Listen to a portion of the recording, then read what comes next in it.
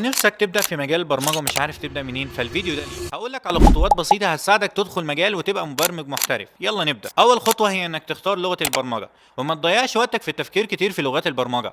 اللغات اللي تقدر تبدأ بيها بسيطة وسهلة زي بايثون أو جافا سكريبت، ودول لغتين من أكتر اللغات اللي بتستخدم في مجالات كتيرة زي تطوير المواقع والتطبيقات.